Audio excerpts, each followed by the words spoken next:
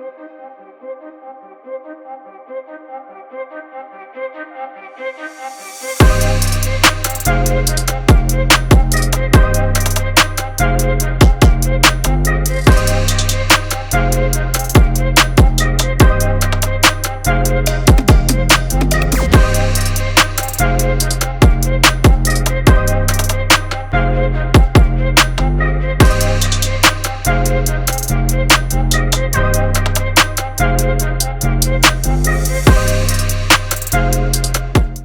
name is Jonathan Loretto.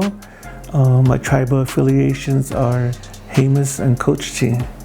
And right as of now, I reside in Kotyiti Pueblo, and this is where I do my work. A lot of it has to do with my mom. She was a sculptor who made storytellers. So I decided to kind of follow her path. So one day I decided to just pick up clay and start doing my own take on storytellers, which is bobbleheads. She's been one of my main inspirations, as well as Roxanne Suenzo and Diego Romero, people that I've admired and are very good friends with. Kotyiti is known for making storytellers. As most villages go, there's no really written languages. A lot of the stories, a lot of the history is through storytelling, through dances and such. A lot of the things that my mom used to make represented those stories, like the coyote and the Big Dipper and stuff like that. Stories that she was brought up with and she put into her artwork. But Santa Fe has always been that place where it's always held a place in my heart, because I grew up there as a kid, running around in the Santa Fe River when it used to flow a lot. Being downtown, my mom used to sell beaded moccasins, and that's how I got introduced to seeing tourists buying stuff from my mom. Hawaii, I lived there for like 13 years.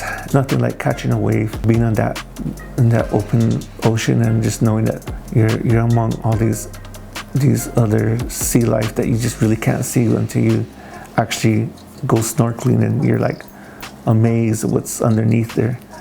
And then also the dolphins, sometimes they would come up, or the whales, stuff like that I think about when I'm doing my work.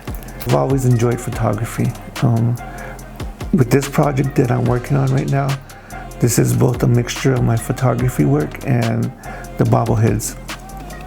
So you'll see within the show how they reflect one another. I'm working on this piece right here. The photograph is of a girl.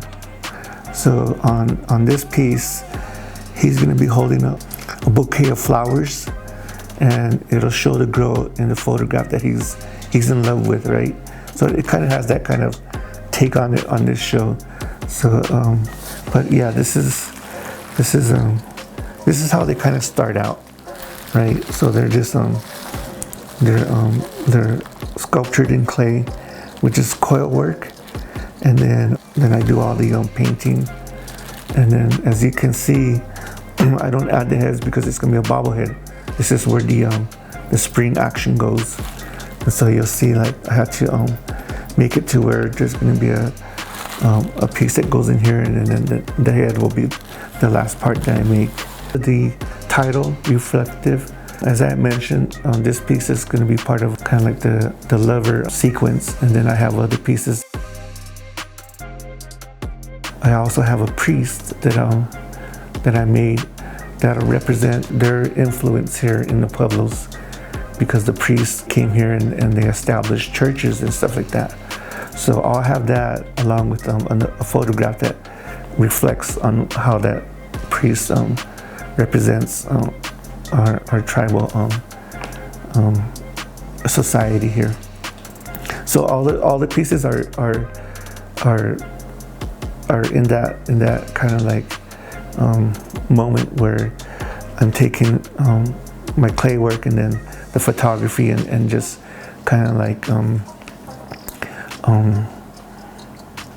putting them together as a storyline to kind of keep that storyline going. So I've done some pieces like that, and I have a piece that I'm going to do the same kind of following her lead as far as the storytelling goes. That's how it goes with us here in the villages, is that we're always repeating our history through our stories. It's a real honor to be part of this show, and to especially because it's representing the Pueblos. It's on the Indian Pueblo Culture Center, right? So I'm very excited to be a part of that